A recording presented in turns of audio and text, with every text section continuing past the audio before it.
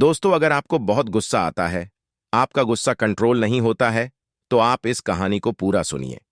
आज मैं आपको इस कहानी के माध्यम से बताऊंगा अपने क्रोध को कैसे शांत करें। कहानी सुनने से पहले वीडियो को लाइक करके एक प्यारा सा कमेंट जरूर कर दें। एक बार की बात है, गौतम बुद्ध अपने शिष्यों के साथ बैठे हुए थे और उन्हें कुछ समझा रहे थे। बुद्ध के सभी शिष्य बड़े ध्यान से बुद्ध की बात सुन रहे थे। बुद्ध और उनके सभी भिक्षुओं ने देखा कि एक आदमी बहुत तेजी से उनकी ओर आ रहा है और वह आदमी बहुत गुस्से में है और कुछ बड़बड़ा रहा है। उस व्यक्ति को देखकर गौतम बुद्ध के कुछ शिष्यों को लगता है कि वह कुछ बुरा करने के लिए आ रहा है। इसीलिए गौतम बुद्ध के दो शिष्य दौड़कर उस आदमी के पास चले जाते हैं और उसे रोक लेते हैं। वह उस व्यक्ति से पूछते हैं कि तुम कौन हो और तुम्हें किससे मिलना है। वह व्यक्ति गौतम बुद्ध के शिष्यों से कहता है, मेरे रास्ते से दूर रहो, आज मैं इस बुद्ध को ही सबक सिखाऊंगा। उस व्यक्ति की बातें सुनकर गौतम बुद्ध के शिष्य उस व्यक्ति को शांत करने की कोशिश करते हैं, लेकिन वह व्यक्ति शांत नहीं होता है। बुद्ध उस आदमी को देखते हैं और मुस्कुराते हैं। फिर उन्होंने अपने शिष्यों से कहा कि मेरे प्यारे भिक्षुओं, उसे मेरे पास आने दो, क्योंकि वह मुझसे कुछ कहना चाहता है। बुद्ध के भिक्षुओं ने अपनी आज्ञा का पालन करते हुए उस व्यक्ति के मार्ग से हटाया। इसके बाद वह व्यक्ति बुद्ध के सामने खड़ा हो जाता है। जैसे ही व्यक्ति बुद्ध के पास पहुंचता है, वह बुद्ध को गालियां देना शुरू कर देता है। बुद्ध उस व्यक्ति की गालियां सुनते रहते हैं, परंतु उसे कोई भी उत्तर नहीं देते। काफी देर तक बुद्ध को गाली देने के बाद व्यक्ति मन में सोचता है कि मेरी गालियों का बुद्ध पर कोई असर नहीं हो रहा है। तभी उस व्यक्ति का गुस्सा और भी बढ़ जाता है और वह व्यक्ति बुद्ध पर थूक देता है। इसके बाद बुद्ध एक कपड़ा उठाते हैं और उस थूक को पोंछते हैं।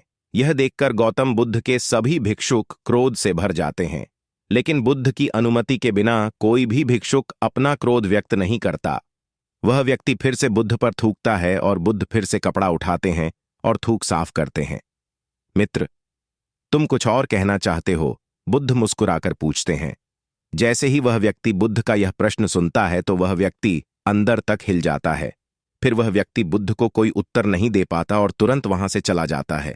बुद्ध के सभी भिक्षुओं के मन में यह सवाल उठता है कि उस व्यक्ति ने बुद्ध का इतना अपमान किया, लेकिन बुद्ध ने उस व्यक्ति से ऐसा क्यों कहा और क्या वह कुछ और भी कहना चाहता था? सभी भिक्षुओं में से एक भिक्षु बुद्ध से पूछता है कि आपने उस व्यक्ति से ऐसा क्यों कहा और क्या वह कुछ और भी कहना चाहता है? जबकि साफ था कि वह शख्स यहां कुछ कहने नहीं आया था, बल्कि आपका अपमान करने आया था। वह व्यक्ति बुद्ध का अपमान करके अपने घर तो चला जाता है, लेकिन पूरी रात सो नहीं पाता है। उसके मन में सिर्फ यही प्रश्न घूमता रहता है कि मैंने बुद्ध का अपमान किया, उन्हें गालियां भी दीं, फिर भी उन्होंने मुझसे यह क्यों पूछा कि क्या मैं कुछ और कहना चाहता हूं, जबकि वह उनका अपमान करने गया था।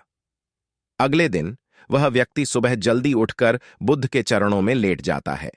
बुद्ध के सभी शिष्य यह देखकर आश्चर्यचकित रह गए कि जिस व्यक्ति ने कल बुद्ध का अपमान किया था, वह आज रो रहा है और बुद्ध के चरणों में पड़ा हुआ है। बुद्ध उस व्यक्ति को उठाते हैं और उस व्यक्ति से कहते हैं, मित्र, क्या तुम कुछ और भी कहना चाहते हो? इसी बीच बुद्ध के एक भिक्षु ने बुद्ध को टोकते हुए उनसे पूछा, बुद्ध, कल जब यह व्यक्ति आपका अपमान कर रहा था तो आपने भी यही कहा था, क्या आपके पास कहने के लिए कुछ और है? और आज यह व्यक्ति आपके सामने रो रहा है, तुम अभी भी यही कह रहे हो, इसका क्या मतलब है? बुद्ध, कृपया हमें समझाइए। बुद्ध ने कहा कि शब्दों की कमी है। कल भी यह व्यक्ति मुझसे कुछ कहना चाहता था, लेकिन शब्द नहीं थे, इसलिए वह क्रोधित होकर मुझ पर थूककर उस बात को मुझसे कहने का प्रयास किया, और आज भी आंसू शब्द के स्थान पर असमर्थ हैं जो यह कहना चाहता है।